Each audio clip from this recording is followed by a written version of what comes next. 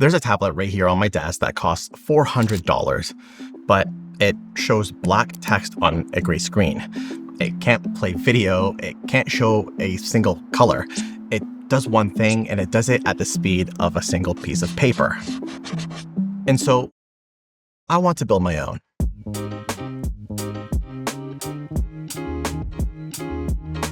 Now, I've made a self-driving RC car on this channel, as well as other crazy things. So I looked at this tablet and figured I had its number: a screen, a small computer like a Raspberry Pi or something, a battery, a shell that I could 3D print, and maybe 2 weekends. $200 maybe if I was careful. Well, that was like, 3 weeks ago? And I had the price completely wrong. I even had the timeline wrong, but being wrong sent me somewhere I didn't expect. One company in Taiwan, a patent that stopped meaning anything in 2017, and a list of every single competitor who walked up to this same wall that I did and simply gave up. So the brain was pretty easy. I have a Raspberry Pi, a battery, a charge board, some wiring. All this is cheap on Amazon, and it's all sitting in my drawer essentially. And the pen aspect was easy too, but I'll come back to that because that turned into its own problem. Then I went looking for the e-ink screen, an e-ink panel that's about 10 inches wide, and I found one on Amazon by Waveshare. So I put it in the cart. $214 for the screen. One part, and it basically ate up that whole budget on its own. I can't do the whole they wanted X, so I made it for Y. It didn't make sense. So my first thought was that I found the wrong one. Maybe it was just an overpriced niche, maybe sold to a hobbyist at a markup. But this is where the whole rabbit hole just got started. So first, I tried going bigger. If the screen was the expensive part, then maybe a larger one came at a much better price per inch. The scaling laws here. A 13-inch e-ink monitor runs for about $400 and up. A 25-inch one, the one that you'd put on your desk and use as like an actual desktop monitor, costs $1,800, and some push past $2,000. And for reference, a 25-inch LCD would probably cost you like a couple $100 on Amazon or something. So the e-ink version of the same size, well, it just costs you a small car payment essentially. So obviously bigger was out.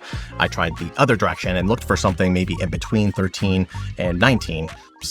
So like, 15 or 16 inches, but there isn't one. The whole market lives at 13 inches and at 25, with really nothing in between that gap. So then I gave up on buying a finished panel and just went for the real hacker move. Buy a bare screen, wire it to the Pi myself, and write the software myself, or get Claude to do it. But there's really no bare touch panel to buy. Well, not at this size at least. The little ones exist, 3 inches, the size of the price tags that you maybe see at like a grocery store or something. But above that, the touch layer comes welded inside somebody's finished product already. And you buy the whole product or basically nothing, which kind of defeats the purpose of the video itself, which then obviously brought me to the pen aspect, the thing that makes the Remarkable 2 or like the Scribe feel like a Remarkable in the writing. The no lag, the ink that lands under the tip, the instant you touch down. I assumed that that was some sort of like e-ink doing something kind of clever or something, but it isn't the screen. There's actually a second layer underneath it, a grid of sensors made by Wacom, and the pen has no battery because that grid powers it through the glass with a magnetic field. The screen is slow, the pen tracking is fast, the software paints the ink the spot where the sensor already knows. And of course, you just can't buy that sensor anywhere.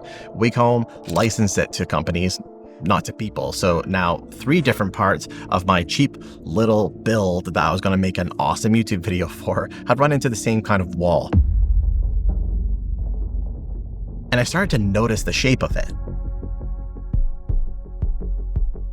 Every e-ink screen that I look at on basically any product from every brand, so Remarkable, Kindle, Kobo, books, it came back to one place, one supplier. And that same name kept turning up under basically any direction I looked. I didn't want to know how to get the screen cheaper anymore.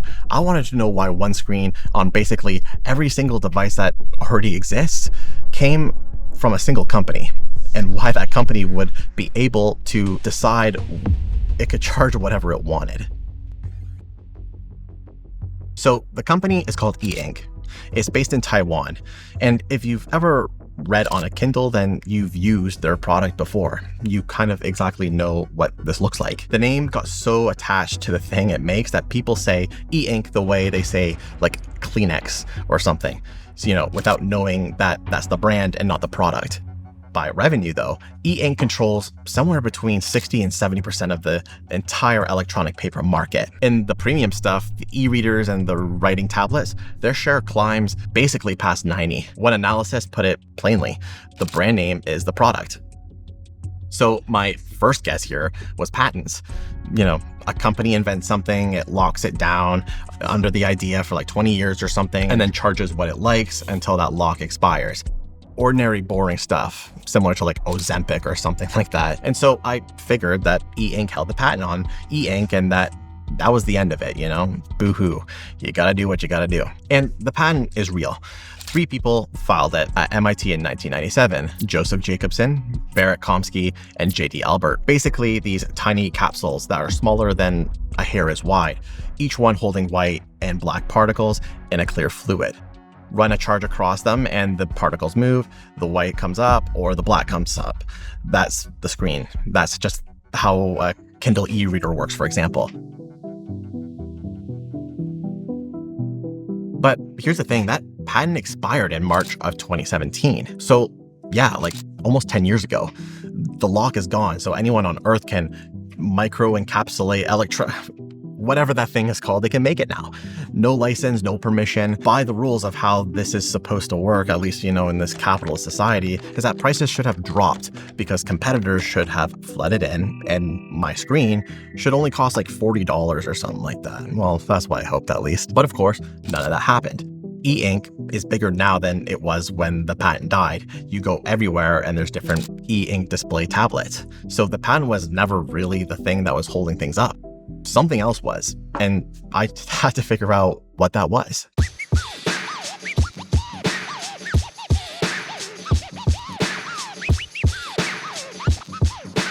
So let's go back to 2005. E-Ink at that point is a small American company with a clever idea and not a lot of money. We've all been there. The clever idea has competition. Philips, which, that Philips, has an electrophoretic display business. A company called Cypix has its own version using tiny cups instead of capsules. A Korean firm, Hydis, makes the specialized glass backplanes that the screens need. And at this point, the field is crowded and the patents won't last forever.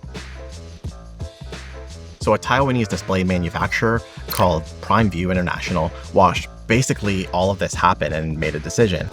Instead of waiting for the patent to expire and then fight on equal grounds these companies who were making own displays, they bought the companies instead. They bought Philips' display business in 2005. They got a controlling stake in Hydis and its backplane factories in 2007 and 2008. But then in 2009, this is the big one here, PrimeView bought E-Ink itself, the original American company, for a number that had climbed towards $450 million. They took the name. Cypix and its cup technology followed a few years after that. And so eventually, by the time that the founding patent expired in 2017, there was literally no one left to compete, really. Every company that could have built the screen freely was now just one company. PrimeView, flying the E-Ink flag, owned the original invention, the factories tuned to make it, the rival technologies, and the deals with Amazon and Sony and Kobo, all of the big players who use this technology in the field. The patent running out didn't open a door really at all because there was no longer anyone standing on the other side of it. And so the monopoly isn't built on a patent, which makes this easy to solve, I guess, but it's built on a shopping spree. They spent the years the patent protected them buying up everyone who might use the idea after the protection basically ended. What makes this screen interesting as well is that it's actually really hard to make, hard in a way that has killed serious companies, even before that patent started. The hardest step is filling those millions of microscopic capsules with fluid evenly across a sheet the size of a magazine without leaving, gaps that wreck the picture in whole. E-Ink's own patent actually describes that step as the one that ruins their yield more than any other. And so if you make that panel bigger, the defects will probably multiply, which is probably a reason why a 25-inch screen doesn't scale up accordingly and cost $1,800. The failures just pile up the faster that size grows. And trust me, other people have tried, even recently. Samsung owned a different reflective screen technology called Liquid Vista and poured, no pun intended, years into it. They then sold it to Amazon in 2013, but they shut it down in 2018 without ever shipping a known product with it. A company called Clearink spent a decade on a competing approach. The same booth, the same demo, a little better every year. A team that kept showing up to CES or one of these trade shows to genuinely believe that this was the year that they cracked it. But, they never made it at scale, clearly, because we don't hear about them. And even Qualcomm had one. Xerox had one going back to the 70s. Pixel Q, Bridgestone, Plastic, Logic, every one of them either died or retreated to some tiny corner of the market. So you could argue here that E-Ink isn't really, the villain twiddling his thumbs here. It's the last company standing in a business that genuinely might actually be hard that everyone else just quit. They stuck with a screen that nobody else had the stomach to keep on making, essentially. And that maybe holds up until you look at how they treat the customers who have nowhere else to go. When Amazon launched the Kindle Scribe, which is kind of like the Remarkable, E-Ink confirmed that Amazon got exclusive use of that particular screen for a stretched period of time. Amazon, the company that bought Liquid Vista and tried to build an alternative, ended up getting vendor locked to the one supplier on terms and suppliers set. And so Kobo, Remarkable, Books, and all these other direct competitors in the e-reader business buys from that same place. There really is no second source that they could compete with. No backup, no nothing. They're just the only thing in that assembly line. And really, the money tells the truth about how comfortable that position is. In 2024, E-Ink posted a net profit margin near 28%. That is not a number of a company scraping by and doing razor thin margins here. That's a number of a company that basically owns the only road that exists and charges everyone for the toll.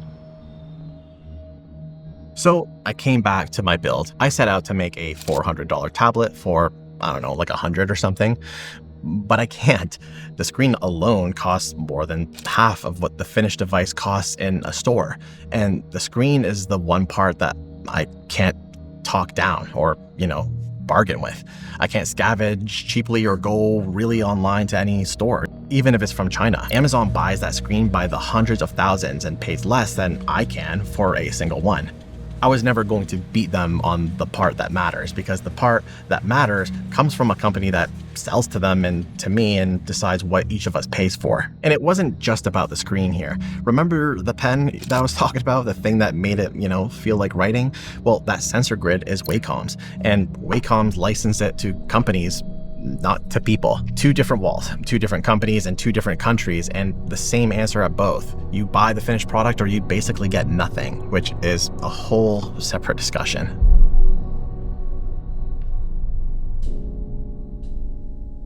Now, I could have faked an entire ending to that previous video here, I could have gotten a smaller display. I could have just tossed away the whole aspect of getting a pen in there. But the honest answer is the more interesting one. I tried to beat something and couldn't. And now I know exactly why. And that why turned out to be a better story than maybe like a cheaper tablet that, realistically a million people have already done at this point.